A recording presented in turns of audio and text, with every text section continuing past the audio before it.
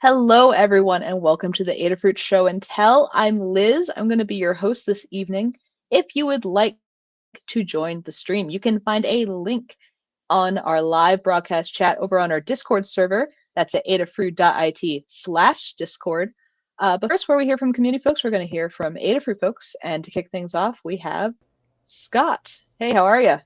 Hello. It's nice to Hey, be back on Show and Tell. yeah, good to see you. Th- Thank you for hosting and thanks for covering for me. For the folks who don't know, my youngest went to daycare this week, which means I am back in my Nice. office. It is very cluttered, but I've got a lot more time to get things done. So, Sweet. um, two things that I've been working on this week. One is this thing. This is an M5 stack um, tab 5. So it's an ESP32P4. They've got this wild diagram here.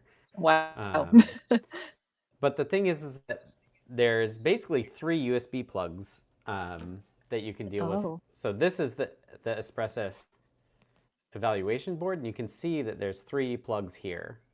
One is high-speed USB, and then there's two full-speed USBs. One is connected to a full USB device, and one is connected to like the serial JTAG converter.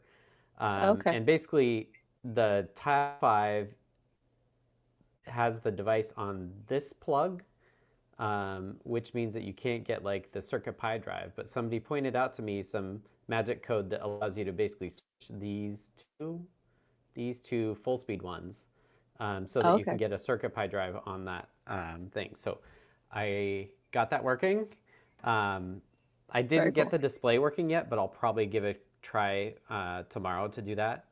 This is a DSI display, and I do have DSI displays working with P4. I did get that going Sweet. while I was on like limited time. Gotcha. But the USB thing was hanging me up getting it working on the Tab 5. So Gotcha. I'm excited about that. And then the other thing is the other work I've been doing is Zephyr work. Oh, yeah. And so this is a NRF 5340. So this is an NRF chip. This is like the generation after the 52840, which is like super Okay. popular for us. It's Hmm. got more RAM. It can do BLE audio, although I'm not supporting that yet. But this is their EVK, and what I've decided is that for newer NRF chips, we will do Zephyr instead of just NRFX and soft device. Very Um, cool. so I've been working on Zephyr, and what I added here is the ability to have the Zephyr board definition do I squared C. So you can see here that I've got just some light sensor here on I squared C, Hmm. and it's hanging off the board here based on the I squared C for the Arduino pinout. So it automatically detects certain I squared C buses, and then you can just use them. It's not Oh, quite that's bus IO I squared C where you can pick any pins and it goes on any pins, because Zephyr doesn't do that. But they okay. do allow you to say like for this board these are the I squared C pins, and then you'll be able to use it. So if you show my screen, Cool. Yes. um, this is what I'm not actually connected to it, but I was doing it earlier. So what we Mm-hmm. automatically, so this is for the NRF 5340 DK with Mm-hmm. the NRF 5340. This is all auto detected. So based on the Zephyr board definition, these are the things that we're kind of automatically creating for what you would Okay. normally have on board.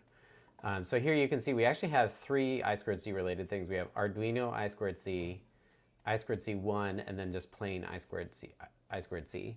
So that means that they're actually equivalent. They're all three. Like there's two names Mm. that we get from Zephyr, and then my script decides like, hey, we're going to make this one board I squared C, so that like examples with board I squared C work. And so that's what this one is. So you just do board I squared C like you normally do in CircuitPython, and it works. Well, I That's was like awesome. kind of shocked, frankly, Yeah. because I had Claude write the like flesh it all out, just say like, hey, I want to add a new module. It's going to be just like this, but it's going to be called that, and it's for Zephyr. And it like I had to fix one configuration thing, and then I like had to fuss with it and plugged it in, and I saw these like Lux printouts. I was like, whoa, it's working. Like, That's really cool. I Yeah. meant to like I went back and reviewed it and stuff, which you should always do with Claude, but I was like, wow, like it got me pretty far, Yeah. which is wild. Um, so yeah, I my plan is to do deep dive starting in January when I'm kind of like fully back, Gotcha. Yeah. and people can expect to see me doing some Claude stuff because it's just a great tool. Um, Cool. so yeah, that's kind of where I'm at with this, and I'm around. All right. Well, welcome back. It's always great to see what you're working on, and thanks for coming by tonight. Thanks, Liz. Thanks for hosting. Okay. No problem. Have a good one. All right. Now we're going to hear from JP. Hey, hello. Hey. Hey, how are you? Good, thank you. Hey, I had a note in the comments that for some people YouTube is showing up vertical video, Yes. and I know that we now There's are two. kind of There's right. yeah. There's two links. There's one that's horizontal, one that's vertical. It was like a new feature in StreamYard, so if Okay, folks so are seeing that, they can go to another one. Yeah. So I saw great. someone Okay, post the widescreen one. Yeah. right on. Yeah, there's a link in Discord for the widescreen one. Someone asked on YouTube about it. I'm not sure how they'll find it, but cool. It's blowing my mind because I'm seeing like 4 of us in our UI here. You can hide the vertical one. There's a Ooh. little button underneath it. Yeah. Hidden. Nice. All right. Yep. So what I wanted to do was give one little tip today related to this video wall that I've been putting together. If you can add my screen there, you see I've got essentially 9 monitors there, and I'm sending HDMI to them. Very cool. The reason I have 9 monitors is someone on a Buy Nothing group, a local Buy Nothing group, was giving away like an office or a classroom's worth of monitors, and I said, hey, I could use those, so I got them for free.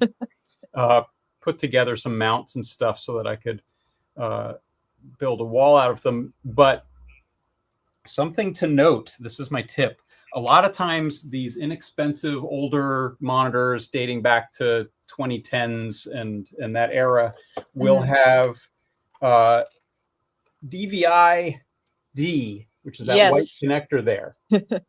And also, this case has a VGA and a display port. Yeah, display port. So the cool thing is it's very inexpensive and easy to go from HDMI to DVI-D because they're the same video format. It just lacks the audio, which doesn't matter in my case. Right. And someone can correct me if I'm wrong if it does carry audio, but I don't think it does. So you can get either little adapters, which are very inexpensive in bulk. I think I got 10 of them, and they ended up costing a couple bucks each. Which has HDMI right there. So if you want to plug in Raspberry Pi or Fruit Jam or whatever, don't turn down free monitors that seem to not have HDMI, because they probably do. What resolutions you'll get will vary depending on the monitor, but they all seem to work out pretty well for what I'm doing. You can also get cables that are exactly this. So HDMI on this end, DVI-D on this end. There are a few different DVI standards. There's DVI-D, I, and one other one. Yes, and they're deceptively like similar. Yeah, so sometimes you'll slightly find different pins. Yeah, that big pin there. Sometimes that's a plus shape or 2 of them. Avoid that, whichever one that is, because I think that's. And if you're trying to adapt a cable very quickly, it can be very sad when you plug it in and it's just slightly wrong. Copper bends. So yeah, look a little bit to make sure you get the right things. But I've been happy to find that I got a bunch of free monitors that don't seem to have HDMI, but in fact they do deal with that signal, because that's something we've talked about a bunch actually with a lot of our things, like the sock that you can put on a Pico or the Fruit Jam or some feathers that we have that have DVI video out.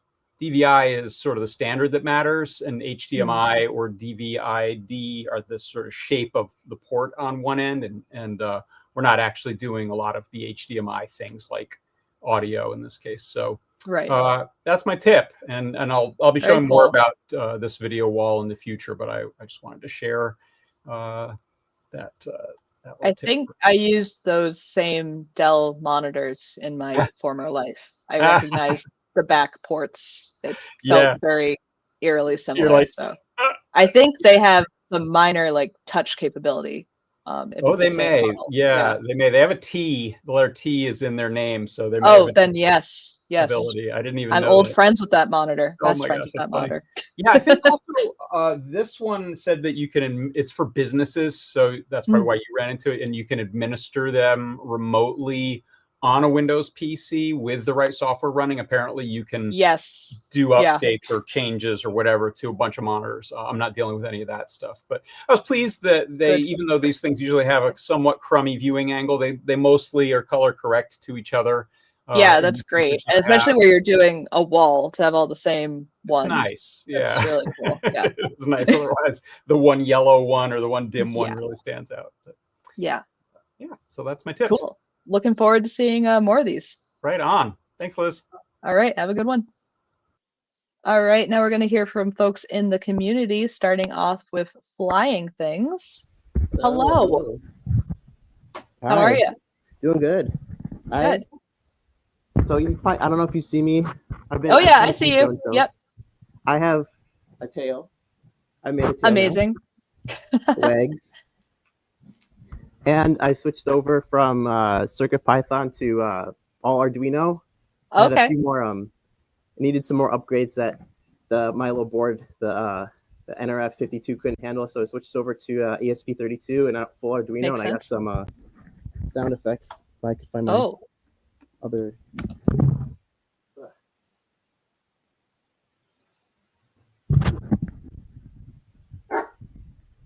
Can you hear that? Yes.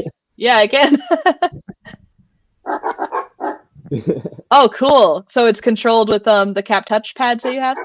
Yeah, so these two pads are just like a button. Okay, very cool. But yeah. Amazing. And so the tail, is that also being operated with electronics right now, or is it just the fabric right now? It's all just like a limp tail. It's not controlled or anything. Okay. Yeah. It looks great. Thank you. Awesome. So that's all I've had. That's all. Excellent. I love seeing you come by. You're one of my favorites, so thank you. Yeah. All right. Have a good one. All right. That's going to do it for tonight's show and tell. Thank you, everyone, for coming by. Just a reminder, no Ask an Engineer until 2026. But otherwise, keep an eye on Discord and everything for other live shows. And have a good evening, everyone. Bye.